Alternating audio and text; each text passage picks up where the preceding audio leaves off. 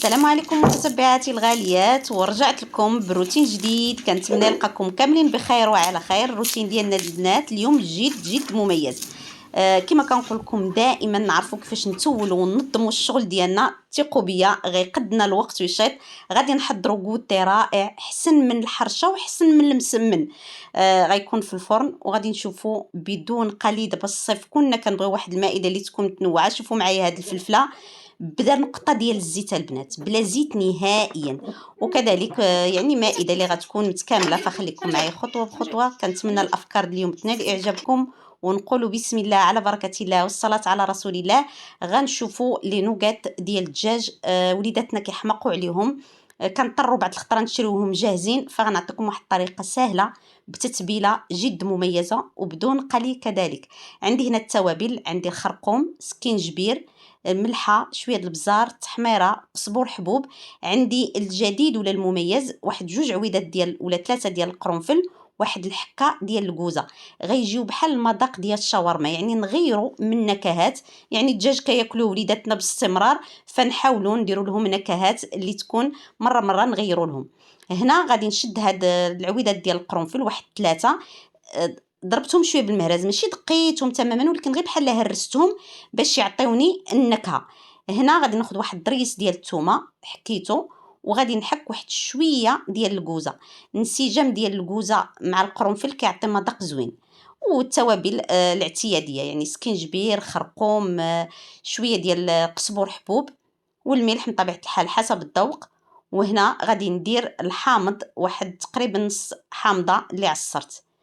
كل ما خلينا هاد القطع ديال الصدر ديال الدجاج، وشفتوا الطريقه باش قطعتهم البنات، ما يكونوش صغيورين بزاف وما يكونوش كبار. ما ننساش واحد 2 معالق ولا 3 ديال زيت الزيتون، ونشرملهم مزيان كما قلت لكم. وكل ما خليتوهم يعني اختياري، الا بغيتو ديروا واحد شويه ربع درت غير شويه، غير هكا الزيت بين يدي. غادي نخليهم، شوفوا انا كنوريكم القياس باش قطعتهم. صافي غادي نخليهم. كل ما خليتوهم في الثلاجه وتشربوا هاد التتبيله، كل ما كيطيبوا اسرع وكيجيو ألذ. وننتقلوا للمقبلات باش غنرافقوا لي نوغات ديالنا. فكنعرفوا المائده الصيفيه كتبغي تكون متنوعه. هنا عندي البقوله اللي كان تجهيز مسبق، كان سبق وقسمت معكم الطريقه باش احتفظت بها في المجمد.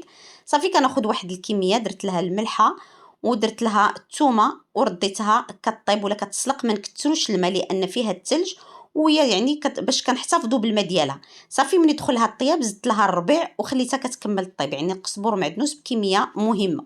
بهذه الطريقه كتجي سهله وكطيب في الماء ديالها. صافي خليتها كتكمل الطياب. وغادي نرجعوا للفلفله. هنا خديت الفلفله حمراء وفلفله خضراء. غسلتها مزيان وغادي نشفها، يعني غادي نمسحها وغنديرها في الاي فراير. الا ما عندكمش الاي فراير البنات ديروها في الفران. انا ما دهنتها لا بزيت ما رشيتها بزيت ما حتى شي حاجه. نتوما شفتوا غير غسلتها مزيان ونشفتها، وغادي نقادها هكا في الاي فراير. من بعد ما فرشت ولا غطيت الاي فراير بواحد الورق السولفيغيزي كما واضح عندكم في الفيديو. كما شفتوا البنات انا حيدت هذيك الشبكه لان هكا المجر كيهز اكثر من الشبكه. المهم حيل بسيطه باش كنقادو وقتنا. صافي باش كنقادو شغلنا. هنا درت بالنسبه درت 180 درجه، درت 15 دقيقه. انا غادي نحل عليها وغنقابلها. هنا غادي نديرو التتبيله البقوله. عندي الكمون، شويه ديال الحر، قزبور حبوب، ثومه، تحميره، والملح حسب الذوق. وردوا بالكم انا راه ما درتش الملحه لان كنسلقها بالملحه وكنحتفظ بالماء ديالها.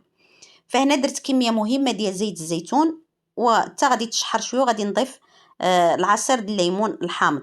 هكا البنات كتجي ساهله في الطياب وكتجي لذيذه لاننا ما كنتخلصولهاش من الماء ديالها.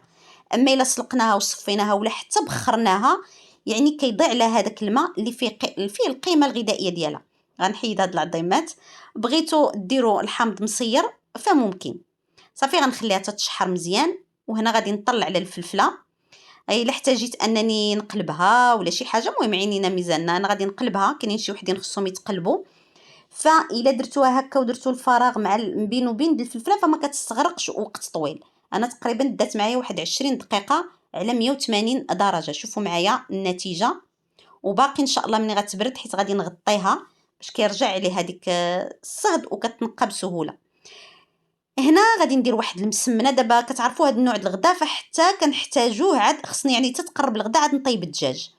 هنا عندي الدقيق ديال الفرينه نسمته بشويه الزعتر، واحد رويس المعلقه د الخرقوم، ودرت العسل البنات، انا راه نسيتو حتى طفيت الكاميرا، والملح حسب الذوق. غندير واحد مسمنه عائليه كتجي ساهله وسريعه. انا غنعجنها في الصباح باش يعني في العشيه كتعرفوا باش كل ما ارتاحت غتعطينا الطوع. درت معلقه وحده د الخميره بلديه، وغنعجن غير بالماء بارد لان دابا الحال بدا كيسخن، وباش تجينا مقرمشه. حنا المسمن يعني ديك المعلقه د الخميره غير باش ما تجيش قاصحه، وباش يعني تعطي قيمه غذائيه باش تكون سهله في الهضم هاد المسمنه هادي. صافي النصيحه اللي غنعطيكم ما ديروش، انا راه دايره الماء بارد بعدا غير الماء عادي، ما ديروش الماء كميه د الماء كثيره باش ما تجيكمش مرخيه وتعذبكم ملي تكونوا كتشكلوها، لان باقي غنخليوها، فكل ما بقات العجينه كل ما كترخى اكثر. كنديروا عاوتاني ماشي قاصحه، يعني القياس ديال الماء، وغادي نعركوها مزيان. بالنسبه للقياس البنات ديال الدقيق ما قلت لكمش، هاد العجينه حنا خدمنا بها بزاف في رمضان، كتجيب المسمن ولا جميع انواعه كيجي زوين. درت واحد المعلقه زيت الزيتون وعركتها مزيان ترطابت بهذا الشكل. خديت الدقيق ديال الفرينه البلديه اللي مغربل، خديت منه واحد الزلافه ونص، ودرت له كاس ديال السميده الرقيقه. ممكن ديروا غير فرينه بوحدها، ممكن تضيفوا كاس ديال دقيق القمح الكامل اللي يكون مغربل. صافي دهنتها بالزيت وغطيتها بواحد الفيل اليمونتير، غنعاودها بواحد المنيدل وما غنغطيهاش مزيان، غنخليها غير هكا فوق طاوله العمل مع الصهد. مع انا باقي عندي الحال، انا بغيتها حتى الكوتي، والفلفله حتى هي غطيتها هنايا.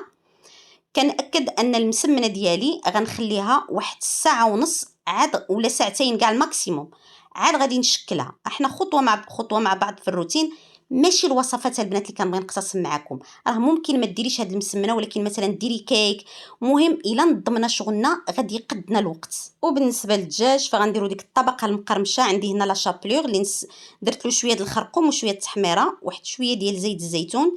هاد القطرات زيت الزيتون فقط هما اللي كاينين.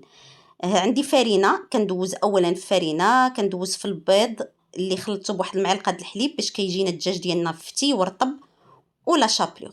صافي وكنقادو ولا كنستفو في الاي فراير. كما غنتابعوا الطريقه مع بعض، كما شفتوا كندير في الدقيق، انا استعملت فرينه، وغنكمل بنفس الطريقه تنكمل الكميه اللي عندي كامله. وغادي نجيب الاي فراير ديالي، وهاد المره خديت الشبكه اللي فيها حتى هي بابي سولفيريزي كما شفتوا. غنقصت في القطع وغادي نديرهم، يعني راه كاين البروغرام ديال الدجاجه البنات 20 دقيقه مده 20 دقيقه على 200 درجه. بطبيعه الحال غادي نقابلوهم، انا خليتهم كيطيبوا ورجعت هنا كنقاد الطبيله ديالي. صافي ما كيستغرقوش وقت طويل، نتوما شفتوا 20 دقيقه. ملي كنوصل ل 15 دقيقه كنحل كنقلبهم. صافي المائده ديالي كانت هي هذه، وخبيز ديال الخميره البلديه. انا درت لكم فيديو بالتفصيل جميع المشاكل، كان عندي موجود غير سخنته من بعد ما تغدينا الحمد لله، اللهم اديمها نعمه. شوفوا معايا هنا تقريبا ساعتين دازت على هاد العجينه هذه. نتوما على حسب يعني ممكن تخليوها غير ساعه، الا ما عندكمش الوقت ممكن تخليوها غير ساعه ونص. صافي غادي نقطع منهم واحد مسمنات ديال المقله اللي غنخليهم تجهيز مسبق الفطور ديال غدا ان شاء الله. الله يحيينا. عرفتوا البنات هاد الافكار البسيطه وهاد التنظيم راه كيجيب نتيجه رائعه. بحال اللي كنقول لكم دائما افكار بسيطه والفرق كبير، ثقوا بيا. صافي هادوك غطيتهم بفيل اليمونتير وخشيتهم في الثلاجه، دخلتهم الثلاجه باش ما يزيدوش يترخاو بزاف، ومنين نبغي نشكلهم يعذبوني. كنتمنى هاد الخطوه ما تكونوش زربتوا وتنتبهوا لها، لان كل ما ترخات العجينه ما غتعطيكمش الطوع تشكلوها. غطيتهم في الاليمونتير ودخلتهم للثلاجه حتى نكمل هاد المسمنه هذه. الخليط باش غنعمرها درت الزبده، درت زيت الزيتون، الزبده يعني حيوانيه، وزيت الزيتون، واحد 3 ولا 4 المعالق ديال السميده. بالنسبه للزبده نتوما لكم الاختيار، بغيتو تكثروا ولا تقللوا. شوفوا معايا مرتاحه وعاطيه الطوع، عرفتي بكل سهوله. ما كاملش البنات 15 دقيقه كنت مصاوباها. كنبسطها بهذا الشكل وكنعمرها بهاد الزبده اللي مخلطه مع زيت الزيتون. من الاحسن الزبده كل ما كانت بحراره المطبخ كتجيكم ساهله انكم تحصلوا على هذا الخليط هذا. والسميده، زيت الزيتون، الزبده والسميده. شوفوا معايا غادي نسدها على 3، غنغطي هكا ونعاود نرجع نغطي. ملي كنكونوا كنبسطوها ماشي كنطلقوها بحال الرغايف حتى كتبان طاوله العمل، لا، غير كنبسطوها. صافي من بعد ما عمرناها بالزبده وطويناها على 3 كنرجع نقادها ونرجع نبسطها ولا نقرصها شويه ونعاود نعمر بالكميه اللي خليت. صافي وغادي نلويها بكل سهوله كما واضح قدامكم في الفيديو.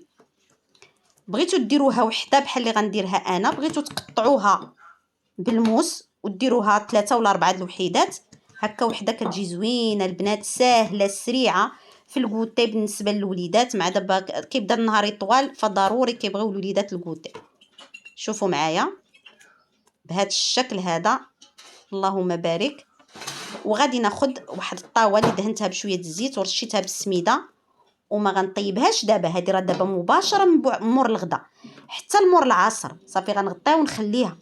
غطيتها غير بهذه الطاوه هذه هنا تقريبا من بعد ما دازت واحد 2.5 ساعة رجعت لها. شوفوا كيفاش لقيتها كلها فقاعات واحد الشكل. عرفتي شوفوا سخنت الفران كما شفتوا هو الاول باش تجيكم مقرمشه. الفران خصو يكون سخون والنار ما تكونش منخفضه، ما تكونش يعني غنطيبها كما غنتابعوا مع بعضياتنا. بعدا دهنت يدي بالزيت وغادي نقرصها. بغيتوها غليظه ولا رقيقه، هذه جات متوسطه، هذه جات غزاله البنات. كنتمنى تجربوها. صافي ما دهنتها ما حتى شي حاجه، دهنت غير يدي بالزيت ورشيتها هكا بشويه ديال السميده باش كتعطيها واحد الطبقه مقرمشه سواء من التحت ولا هكا من الفوق. الفران شعلته كيسخن على اقصى درجه ديال الحراره. شوفوا هزيت الشبكه واحد الدرجه وحده وتا هذا الفران اللهم لك الحمد اللهم لك الحمد. البنات اللي خداو بحال هذا الفران يخليو لنا رايهم في لي كومونتير. هنا المسمنات اللي خليت في الثلاجه جبدتهم، يعني ما كيبقاوش مرخيين بزاف وكيجيونا ساهلين اننا نورقوهم كما غنتابعوا. هنا صافي الملويه ديالي ولا مسمنه خرجت من الفران كتجي روعه البنات. انا غادي نوريكم النتيجه. غير نكملوا هاد المسمنات. انا بديت كنطيب سبقتكم، شوفوا كيفاش كيتنفخوا في المقله. حنا حضرناهم اكثر من مره في رمضان. فعلا هاد العجين كنتمنى تعتمدوه. غنخليها على جنب غير تبرد. انا كنوريكم الشكل ديالها والطياب. انا بديت كنطيب جاتني سخونه، بغيت نوريكم التوريق وجاتني سخونه. صافي كنطلقوا عادي. شوفوا معايا كيما كيتقطع ما حتى شي حاجه. ديك كون ما درتهمش في الثلاجه غيترخاو وما غيعطيونيش الطوع انني نشكلهم. صافي كندهنهم بالزبده وكنرشهم بالسميده. شوفوا معايا وبالخميره البلديه وبدون دقيق ابيض. بغيتو تضيفوا حتى دقيق القمح الكامل ممكن، هادو غنخليهم ان شاء الله تجهيز الفطور. روتين ديالنا حاولت نجمع لكم يعني يكون روتين متكامل. سمعوا البنات وشوفوا معايا وغنقطعوها ونشوفوها كتجي خفيفه كتجي لذيذه مع واحد براد ديال اتاي. نقطعوها ونشوفوا الشكل ديالها من الداخل. كنتمنى تكونوا وصلتوا حتى لهاد المرحله من الفيديو. كنتمنى تجربوها وتخليوا لي تطبيقاتكم في الانستغرام. احبكم في الله.